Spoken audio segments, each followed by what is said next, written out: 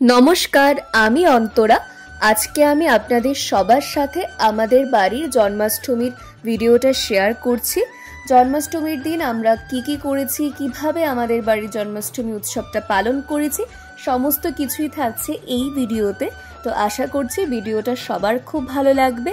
সকাল সকাল স্নান করেই আমরা শুরু করে দিয়েছি পুজোর আয়োজন। তো এখানে মা আর আমি মিলে চিপস চকলেটের থালাগুলো রেডি করছিলাম। আর এখানে আমার ছোট ভাই অর্ঘ বেলুন ফুলাচ্ছে, কারণ যেহেতু গোপুর জন্মদিন এই জন্যে ঠাকুর ঘরে আমরা বেলুন দিয়ে ডেকোরেশন করেছি। এরপর আমরা সকলে মিলে গোপালকে স্নান করাবো। আর স্নান করানোর জন্য এখানে ঘি, মধু, তারপর চিনি, দই, দুধ, ডাবের জল, ফুল সমস্ত কিছু রেডি করা হয়েছে। আর এখানে দেখো দুই গোপাল বসে পড়েছে। আর এখন মা স্নান করাচ্ছে। প্রথমে মধু, তারপরে ঘি, তারপর সমস্ত কিছু দিয়ে সুন্দর করে দুই গোপালকে স্নান করানো হচ্ছে। গোপালদেরকে স্নান করাতে তো সবারই খুব ভালো লাগে। আর আমরা সকলেই একে একে স্নান করিয়ে নিয়েছি। এখানে আমার অর্ঘ ভাই স্নান করাচ্ছে, আমার মামা, মামি, দুই দিদন, আমার ঠাকুমা, বাবা, আমি সবাই মিলে আমরা স্নান করিয়েছি। এমনকি আমরা সকলেই কিন্তু জন্মাষ্টমীর উপোসও করেছিলাম। আমরা সকলে মিলে জন্মাষ্টমীর দিন খুবই আনন্দ করেছি, যেটা তোমরা সবাই ভিডিওর মাধ্যমে দেখতে পাবে।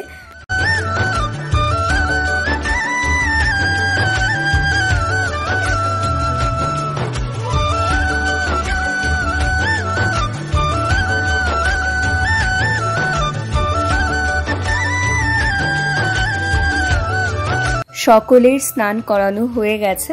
এখন দুই গোপালকে মা নতুন জামা পরিয়ে সাজিয়ে দিচ্ছে। নতুন জামা পরে সাজুগুজু করার পর দেখো দুই গোপালকে কত সুন্দর লাগছে। তো তোমরা অবশ্যই কমেন্ট করে জানিও গোপালদেরকে কেমন লাগছে। এরপর মা পুজো দিয়ে দিয়েছে। আর যেহেতু জন্মাষ্টমী, তো সেই উপলক্ষে গোপালদের জন্য বানানো হবে তালের বড়া, তালের ক্ষীর, লুচি, সুজি। আর যেহেতু আমরা সবাই উপোস ছিলাম, তো সেই জন্যে জন্মাষ্টমীতে যা যা গোপালকে ভোগ দেওয়া হয়েছিল সেগুলো দিনের বেলাতে আমরা সকলে মিলে বানিয়েছিলাম। এরপর মা এদিকে বানাচ্ছিল সুজি, তারপর তালের ক্ষীর। আমার আরেক দিদা বানাচ্ছে এখানে লুচি। আর লুচিগুলো আমি বেলে দিচ্ছিলাম, আমার ঠাকুমা গোল গোল করে দিচ্ছিল। তো সকলে মিলে আমরা আনন্দের সহিত গোপালের জন্য ভোগ বানাচ্ছিলাম। তো খুবই আনন্দ লাগছিল। আর এইখানে দেখো আমি তালের বড়া বানাচ্ছিলাম। তো তোমরা অবশ্যই কমেন্ট করে জানিও যে কারা কারা তালের বড়া খেতে খুব ভালোবাসো। আমারও কিন্তু তালের বড়া খুবই প্রিয়। আর গোপালের জন্যে তালের বড়া বানাতে পেরে আমার তো ভীষণ ভালো লাগছিল। মানে কী যে আনন্দ লাগছিল সেটা বলে বোঝানো যাবে না। আর এখানে বাবা শেরওয়ালি থেকে গোপালের জন্যে কেক এনেছে। যেহেতু গোপালের জন্মদিন, আর জন্মদিনে তো আমরা সবাই কেক কাটি, তো গোপাল কেন বাদ যাবে, গোপালের জন্যও কিন্তু কেক আনা হয়েছিল। আর এখানে দেখো মা সমস্ত ভোগগুলোকে সুন্দর করে সাজিয়ে গুছিয়ে দিয়েছে। তো দেখতে তো ভীষণ ভালো লাগছিল।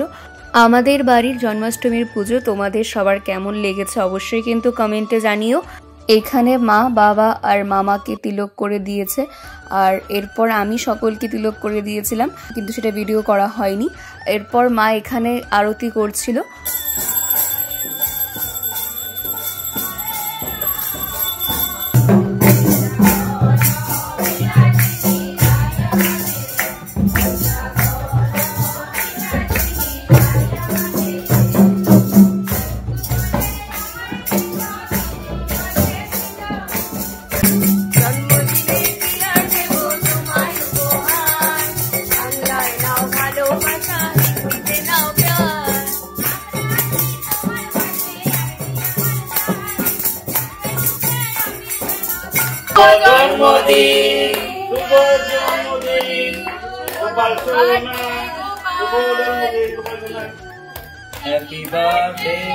কেক কাটার পর আমি গোপালকে একটু কেক খাইয়ে দিচ্ছিলাম।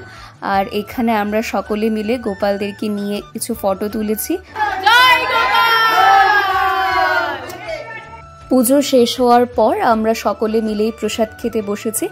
জন্মাষ্টমীর পরের দিন ঠাকুরের কাছে অন্নভোগ নিবেদন করা হয়েছিল, সেজন্য মামি, মা, দিদা তারা সকলে মিলে ঠাকুরের ভোগের রান্না বান্না করছিল। এখানে 5 রকমের ভাজা, তারপর মিক্সড ঘ্যাট, পনিরের তরকারি, তার ডালের ভরার তরকারি, মোচার তরকারি, বাঁধাকপি, তার টমেটোর চাটনি, এরপর পায়েস, বিভিন্ন ধরনের রান্না বান্না হয়েছিল।